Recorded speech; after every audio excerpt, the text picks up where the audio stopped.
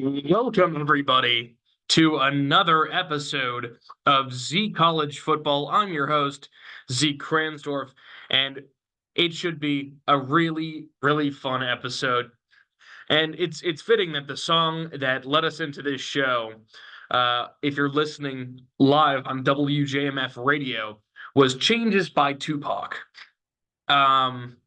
Because we're talking about a lot of changes in college football, and we're talking about the two PAC, if you will. What was formerly the Pac-12 is now just the Pac-2, and it's just Oregon State and Washington State left in there. And we're also going to be touching on the Mountain West Conference, who's sort of been lumped in with those two teams left in the Pac-12. A lot of common ground, and both Oregon State and Washington State will be playing a full Mountain West schedule. So it's fitting that the Mountain West and the Pac-2, if you will, are grouped together. So first things first, as a overall broad introduction to the topic, last year and for years before that, there were 5 power conferences in college football. There was the ACC, the SEC, the Big Ten, the Big 12, and the Pac-12. And before going into all the details, 4 of them were able to establish large media rights deals, and the Pac-12 was not able to. You saw USC and UCLA, 2 of the bigger names in the Pac-12, decide to jump ship to the Big Ten. Colorado then decided to leave to the Big 12, and that started a huge sort of domino effect. Oregon, Washington decided to leave to the Big Ten. Arizona State, Utah all decided to leave to the Big 12. Stanford are heading over to the ACC, and that just leaves 2 teams. So that just leaves Oregon State and Washington State as sort of the last 2 holding the remnants of what was a power conference, but is no longer. Now, the Mountain West has been a staple of West Coast football for a while. It sort of branched off of the Wack conference, the Western Athletic Conference, before that eventually dissolved back into an FCS conference. But yeah, it's going to be a very interesting show, and I'm excited to get started. So let's talk previews. And we're going to start off right at the top of the alphabet with Air Force. So in the last episode that I had, we talked about the American Athletic Conference, the AAC, and that featured Army and it featured Navy. Now, the third service academy school, the third military school, the Air Force. It's year 18 for Troy Calhoun. He's been there for a long, long time. They were 9-4 last year. They had a very strong start to the season, but sort of fizzled out towards the end. Did get a bowl win in there as well. John Busha is most likely going to be the starting quarterback. He's the only person I could find on the roster with any sort of playing experience last year. Now, in all of the non-COVID years since 2019, Calhoun has gotten to at least 9 wins, and most of them included 10-win seasons. So Air Force has done really, really well for themselves in the Mountain West, year in and year out, and I don't expect this next year to be a huge departure from that. I mean, they play a style of football that's very tough to defend against, because in order to properly defend against the triple option, you need to have really athletic players and at the group of 5 level, it's just tough to recruit that. So Air Force is gonna get, more wins than you would expect. Uh, but they've been a staple of West Coast college football coming out of Colorado Springs there. So very, very good team to look out for, in the Mountain West Conference. And the biggest storyline for Air Force and the biggest storyline for any of the service academies is trying to get the Commander-in-Chief trophy. Uh, right now, it's currently in possession of the Army Black Knights. Um, but if Air Force is to, win against Army, win against Navy, like I predicted over in the American preview, then they will get that Commander-in-Chief trophy back. They had it back in 2022, but they did lose it to Army last season. Now, I'm going to skip ahead for a little bit, and we're going to talk about Fresno State.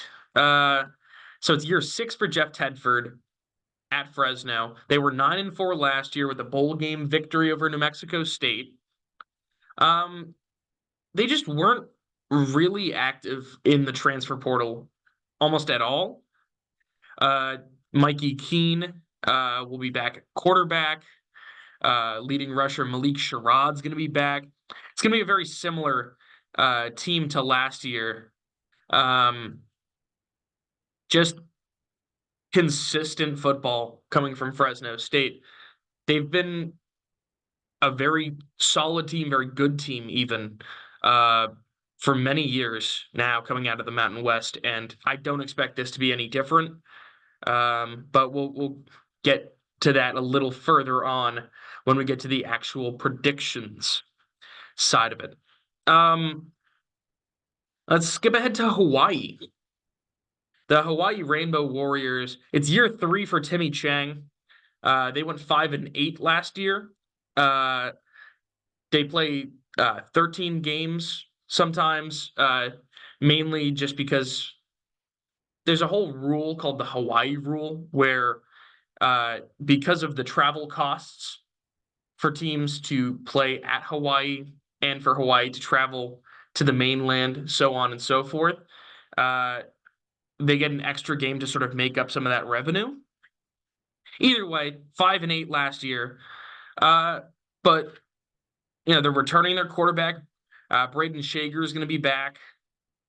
And really the story about Hawaii last year boils down to the defense not having enough guys to really stop people and just a complete lack of a run game.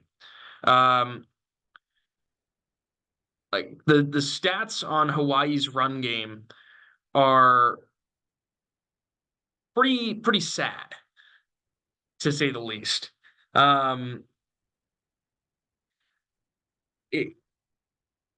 It's a little surprising to think that they even won 5 games like this. So last year, Hawaii running backs only scored 1 touchdown. Like on the roster, the people listed as running backs only scored 1 rushing touchdown. A pair of their quarterbacks, Shager scored 2 on the ground, Dalen Morris scored 2 on the ground, and then Tamatoa Mokiao Atimalala scored 1, but he's a wide receiver. So if you're looking at it, only 1 rushing touchdown was scored by your running back room, and your leading rusher averaged 4 yards per carry and rushed for a total of 255 yards on the season. As a team, they rushed for less than 1,000 yards on the ground. That just can't happen. You can't win football games like that if you rely entirely on throwing the ball. So they needed to fix something. They're bringing in BC transfer Cam Barfield to try to improve their run game. We'll have to see whether it's a scheme issue, whether it was just a personnel issue from last year. But yeah, only one rushing touchdown on the ground is pretty bad. Now, coming up next, we're going to talk about Nevada. So, Ken Wilson was fired from Nevada at the end of the year. Disappointing, disappointing year for Nevada. They finished 2-10, and really they didn't have that many uh, people come in through the portal. But what we're looking at here is we're looking at really a difference of head coach. Year one of Jeff Coate, and Coate, he's a good defensive mind. He was a co-defensive coordinator for the Texas Longhorns last year. They had a pretty good defense. So I'd expect the defense to look better.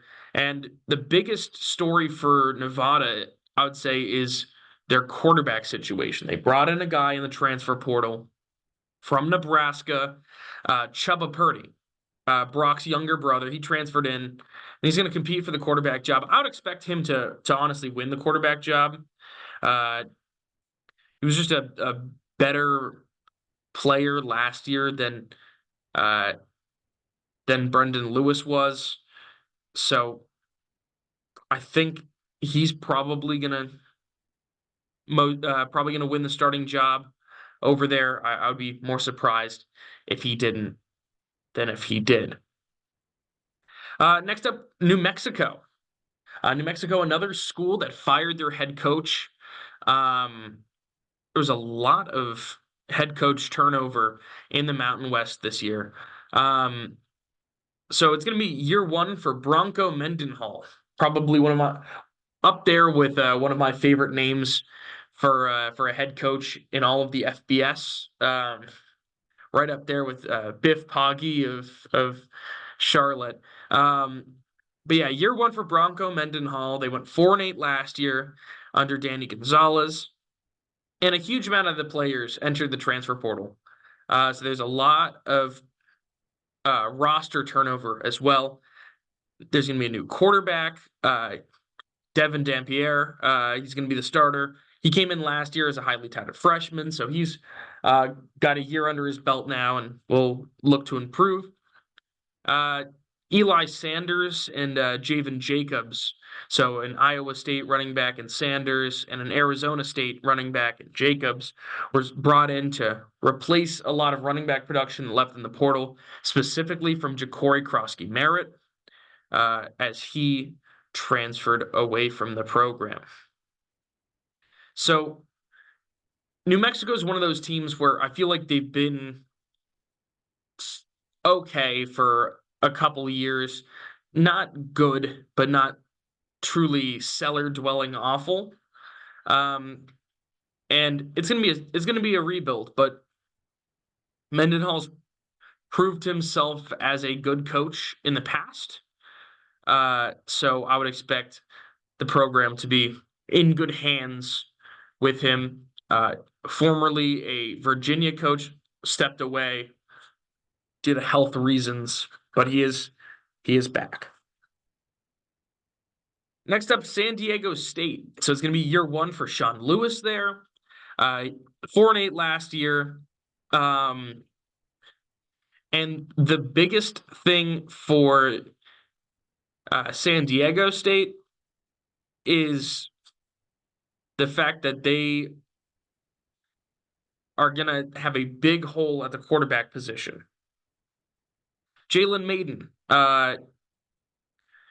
their senior quarterback, really carried the team last year. He didn't have a lot of help.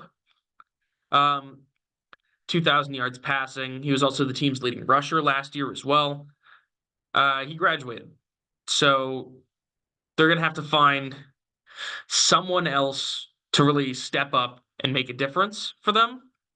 A revamped receiving core in the portal will help with that, but it can't just be a one-person show relying exclusively on the quarterback to make plays.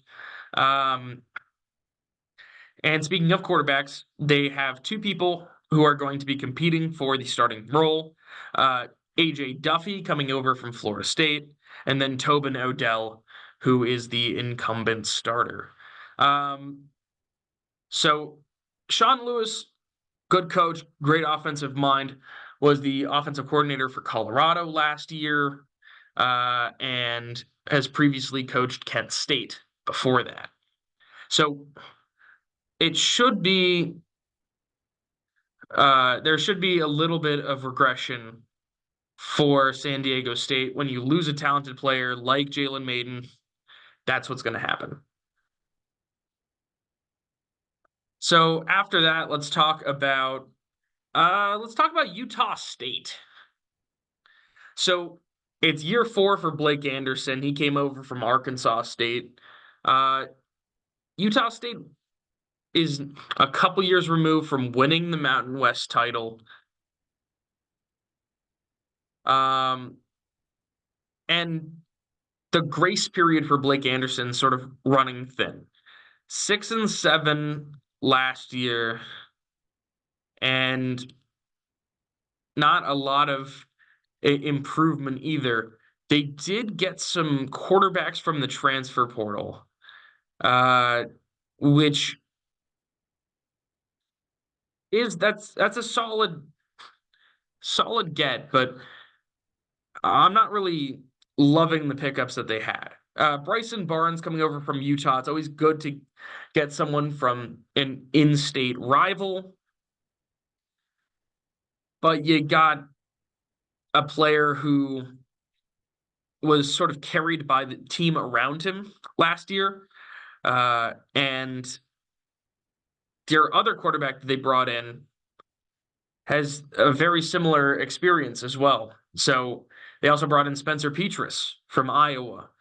And I don't know if you know anything about the Iowa offense, but that's not necessarily the greatest compliment. So two people really competing for the starting role that will be serviceable.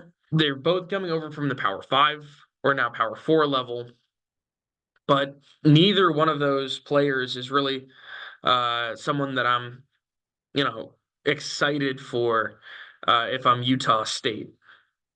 Now, you will get your leading receiver, Jalen Royals, back. He had a 1,000-yard campaign last year.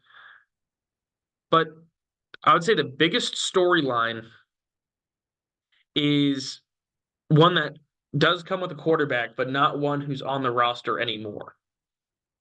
Levi Williams. Levi Williams was a former Wyoming quarterback. He transferred over to Utah State for last season. Got a little bit of playing time, but he's going to be leaving the program. And the reason why he's leaving the program is actually pretty interesting. He's leaving the program to enter into Navy SEALs training. So, wish you the best of luck with that. But, it's not every day that you get to have a player who's leaving the program to join the Navy SEALs. So that's an interesting story there. Let's talk about Wyoming. Now, Wyoming, another team that's going to have a first-year coach. Year 1 for Jay Sovil. They were 9-4 last year, a very good team in Craig Bull's final year. Evan Svoboda is most likely the starter. There wasn't really any big gets in the portal on either side. But when you go from a legendary coach like Craig Bull to a first-year coach who doesn't have any head coaching experience with a roster that's regressing, I would expect a regression from Wyoming. I don't think they're going to go 9-4 next year, but we will get into that in a little bit. Next, let's talk about UNLV. UNLV, one of the cool stories from last season, a team that is just 3 or 4 years removed from uh, having just an abysmal season. Uh, they just, for the life of them, couldn't seem to get out of their own way. Uh, and it showed. So 2020, the COVID year, they went 0-6. They didn't win a single game. And just 3 years later in 2023, they were representing the Mountain West in the conference title game. They did lose that game, but a great turnaround in year one of Barry Odom. Now we're in year two. They were 9-5 last year, and the quarterback that led them there, a young guy by the name of Jordan Maeva, he left. He transferred over to USC to compete for that starting job. Um, but Barry Odom, former Mizzou coach, did a good job in replacing him. Got two players from the FCS level who have a lot of starting experience. Matthew Sluka of Holy Cross and Haj Malik Williams of Campbell, both coming in to try to fill that starting quarterback role. The rest of the team looks fairly similar as well. So I would expect UNLV to be a team that's pretty fiery, that competes. Maybe not the exact same team with the same talent as last year. So I would expect them to still be a solid team, still make a bowl game, but maybe not reach the title game again. Now, I'm going to touch on Colorado State. It's year three for Jay Norvell. They were 5-7 last year. But I'm pretty high on Colorado State.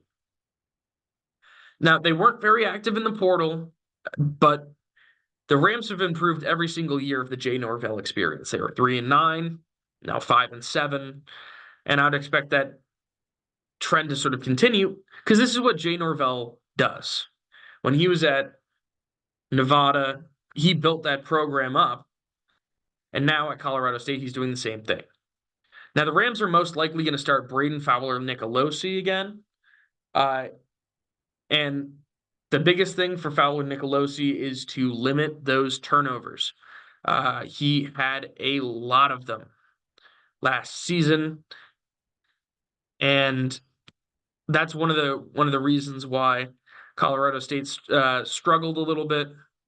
When your quarterback throws 16 interceptions, that will happen.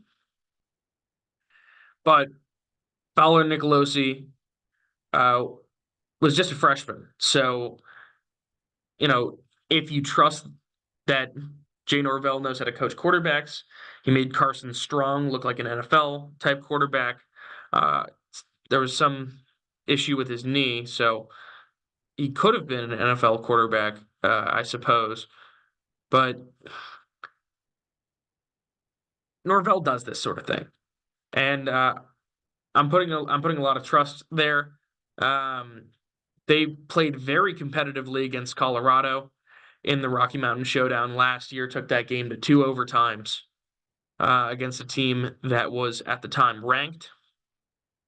So should be a pretty good Colorado State team here in year three. Now, next we're going to touch on Boise State. Now, Boise State went 8-6 last year, and they have it's going to be year one for Spencer Danielson. Now, you might be thinking, well, Zeke, they went 8-6 last year. Did their coach leave for another program? No, they fired their coach. They fired their coach mid-season. Andy Avalos was gone mid-season. And that's when Spencer Danielson was named interim coach. Okay, so They fired their coach midseason. What about it? They probably struggled, maybe made a bowl game. Well, I said they went 8-6, so they did make a bowl game. They did lose that bowl game, but they were also reigning Mountain West champions. They made it to the Mountain West title game without their head coach, with an interim coach, and they won that title game against UNLV. Talon Green, their starting quarterback last year, left in the transfer portal. Okay, so Talon Green leaves. They're probably going to regress, right?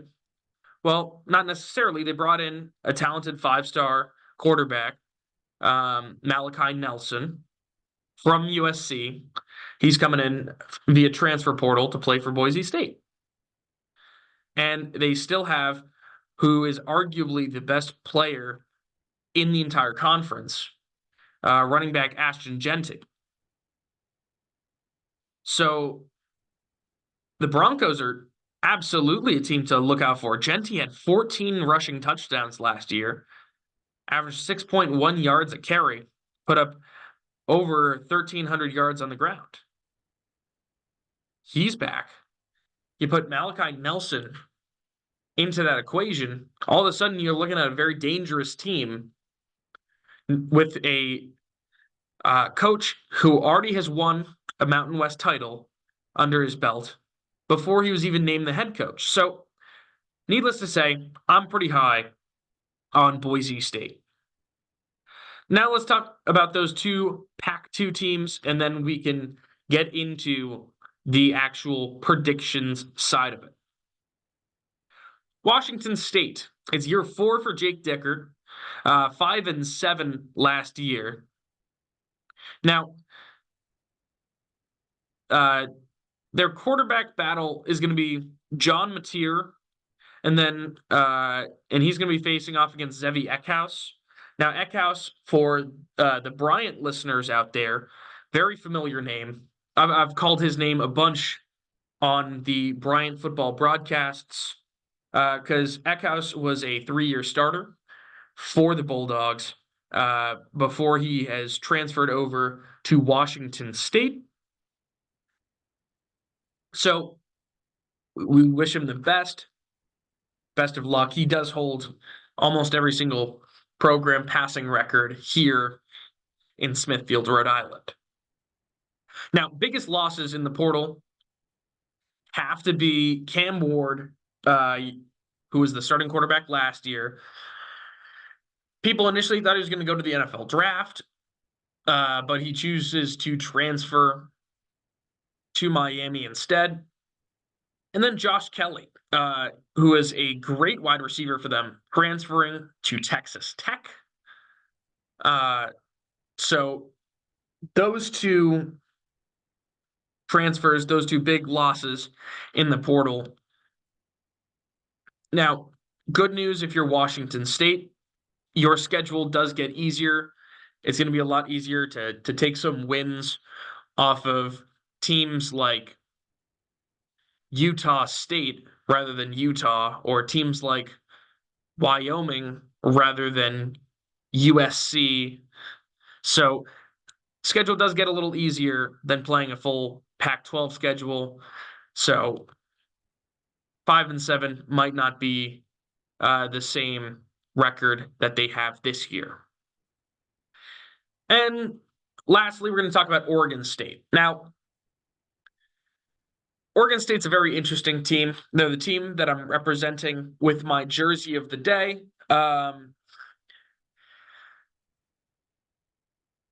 They were put in a pretty terrible situation.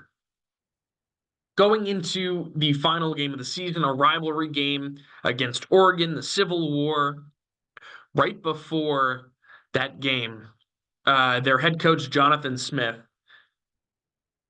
told the team that he'll be leaving at the end of the season.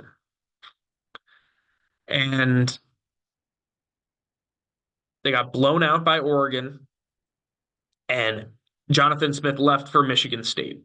Took the Michigan State job, and he also is bringing one of their highly touted sort of quarterbacks in waiting. He was going to be the starter for Oregon State next year, Aiden Giles. He's going over to Michigan State to join Jonathan Smith. But it's not all bad if you're Oregon State. You still have Damian Martinez, who is a very aggressive, hard running back. Runs with a lot of anger, runs with a lot of power. You have Trent Bray, who is a great option to fill in. He was already on the coaching staff, so a hire within the program already.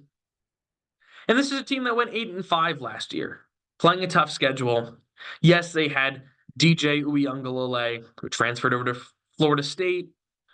But your receiver room is going to stay relatively similar. And you have a couple people coming in to battle for the quarterback position. So Jabari Johnson and Giovanni McCoy, Johnson coming over from Mizzou. Oh, pardon me. Throat got a little dry there. But Johnson coming over from Mizzou and Giovanni McCoy coming over from Idaho are going to be battling the incumbent starter, Ben Gulbranson. But from what I've seen, the battle's really been whittled down to McCoy and Gulbranson, as Jabari Johnson has not actually stepped foot on the football field so far yet. I believe he's dealing with something with his medical in order to get medically cleared. So that's the preview for every single team in the Mountain West and the PAC2.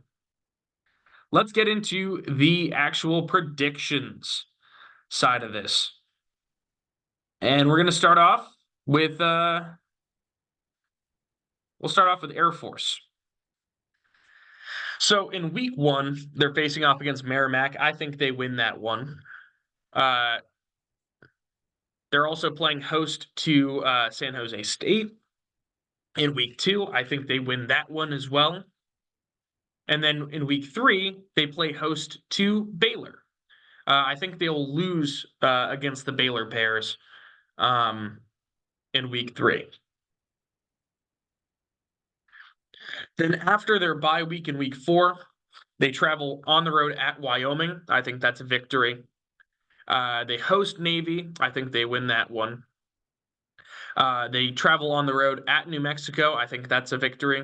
I think they lose to Colorado State in week 8 before their second bye week. In week 10, at Army, I think they win that one. They beat Fresno State at home.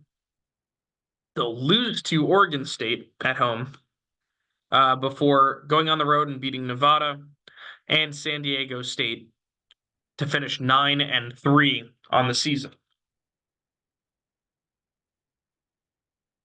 Now, I didn't include conference records because it's a little tough to keep track of whether or not they count Oregon State, whether they count Washington State as part of the conference records.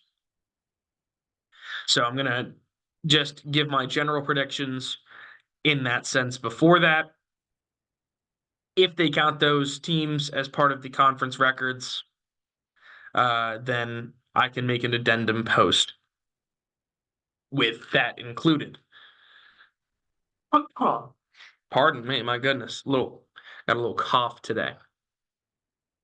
Next up, let's talk about Boise State. I see them going 10-2. They're going on the road at Georgia Southern. That's a victory. Week 2 at Oregon. I think that's a loss there before a bye week in week 3. Hosting Portland State, victory. I think they will beat Washington State, I think, at home. Beat Utah State at home. Beat Hawaii on the road. I think their only other loss comes at UNLV in week 9 before they beat San Diego State at home, beat Nevada at home, travel on the road and beat San Jose State and Wyoming. And then I think they beat Oregon State to finish off the season. So 10-2 for Boise State, and a very, very good season with a pretty young core for Boise. Next up, Colorado State. I think they lose their first game at Texas before they beat Northern Colorado. I think they lose the Rocky Mountain Showdown to Colorado. And then I think they beat UTEP before their bye. At Oregon State after the bye, I think they lose that. I think they lose to San Jose State at home. I think they beat Air Force on the road, beat New Mexico at home, beat Nevada on the road before their second bye week, beat Wyoming, lose to Fresno State on the road, and beat Utah State going 7-5 and making a bowl game for the first time under Jay Norvell. Now for Fresno State, I see them losing at Michigan in week 1 before beating Sacramento State, New Mexico State, and then beating New Mexico on the road before losing at UNLV in week 5. Week 7, I see them beating Washington State, beating Nevada on the road, beating San Jose State, beating Hawaii, losing to Air Force on the road before their second bye week, and then finishing off the season beating Colorado State, and then losing at UCLA. So I see Fresno State going 8-4. Again, very similar to last year's team as well. Now the Hawaii Rainbow Warriors, they will play a game in week 0. First week 0 game we've seen on the show. They'll play Delaware State. I think they win that one. I think they lose to UCLA in week 1 before their bye week. At Sam Houston, I think is a victory. Hosting Northern Iowa, I think that's a victory. Another bye week. And then they travel on the road at San Diego State. I think they win that one. But I don't think they win any other of their games.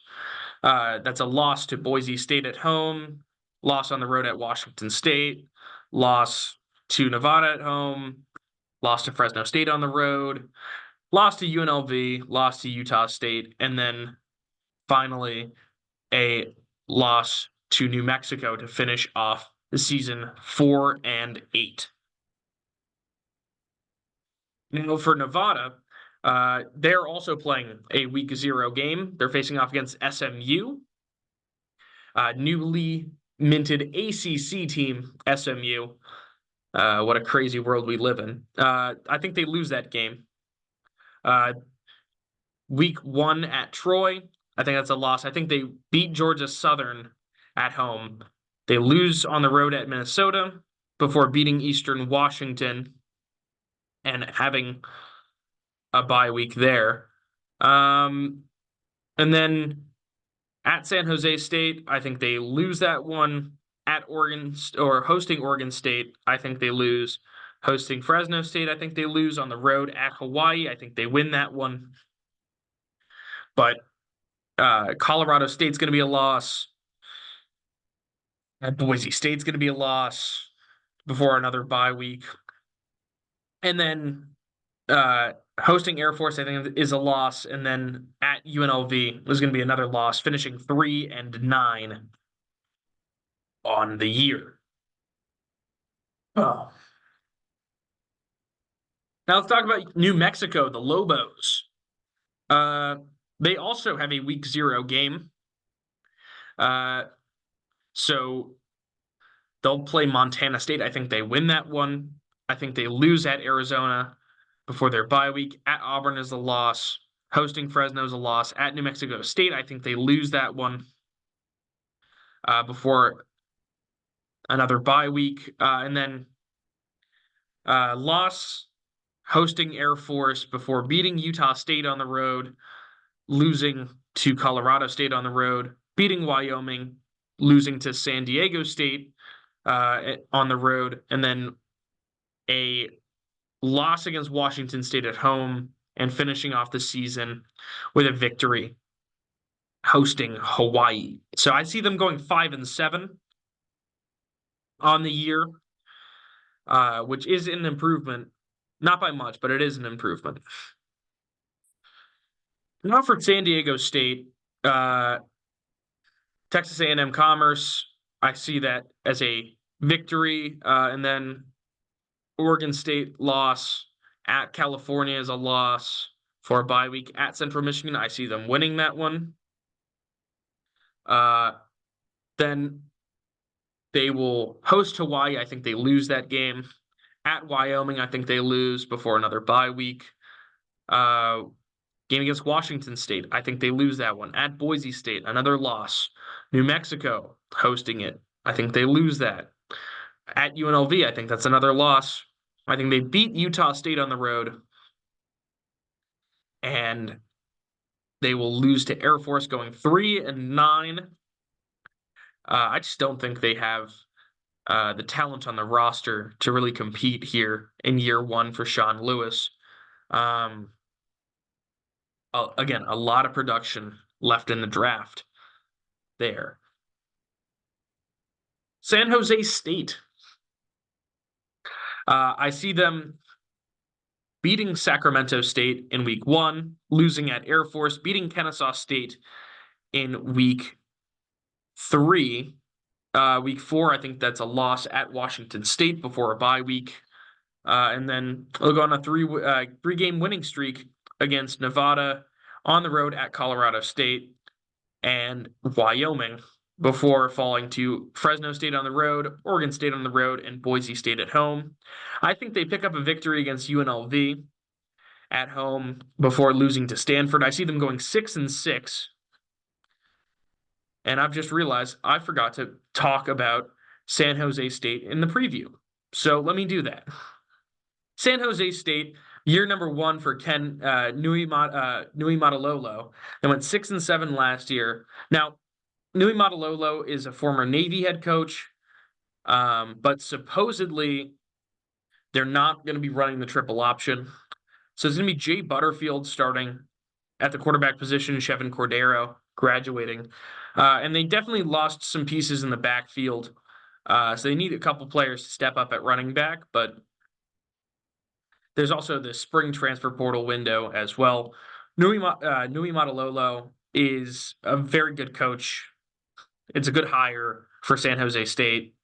So I see them going 6-6 based on their schedule. Some favorable matchups against first-year FBS team Kennesaw State, Sacramento State, and they also get to avoid some of the heavy hitters in the conference. Next, UNLV. They have a tough schedule this year. It doesn't matter if you're losing Jordan Maeva or not. They just have a tough schedule. At Houston, I think, is a loss. Beating Utah Tech, I think they lose at Kansas. Beat Fresno. Lose hosting Syracuse. That's a Syracuse team that has Kyle McCord now. I think they beat Utah State on the road. Lose to Oregon State on the road. Beat Boise at home. And then I think they beat Hawaii on the road, beat San Diego State, lose to San Jose State, and beat Nevada to go 7-5 on the year. Next up, Utah State. Utah State, I think they beat Robert Morris before losing games to... Sorry, going to have to take another sip of water here, folks.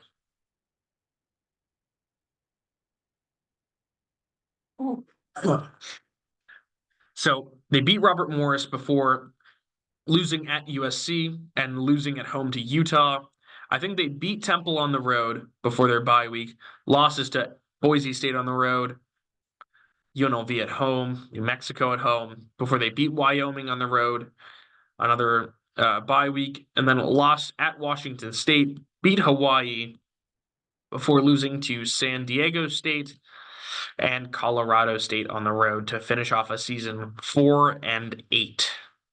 I think Blake Anderson will most likely get fired if this were to be the case. But it's a tough uh tough schedule. I mean, you're facing off against, Boise State, Utah, USC, Washington State, UNLV, some of the heavy hitters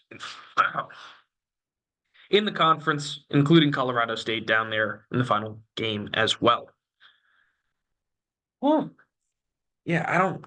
It's got to be gonna probably have some hot tea with honey and a cough drop after this. Um, Now we're gonna talk about Wyoming. Uh, Wyoming at Arizona State, I think, is a loss in week one. I think they lose to Idaho. I know Idaho's an FCS team, but Idaho, a very talented FCS team, and Wyoming, again, not returning a lot of talent. I think they lose against BYU. I think they do beat North Texas, a loss to Air Force. I think they beat San Diego State, lose at San Jose State, lose to Utah State at home, and then lose to New Mexico on the road, lose to Colorado State on the road, lose to Boise at home, and lose to Washington State on the road. I see them going 2-10 on the year. And now let's talk about those two PAC2 teams as well.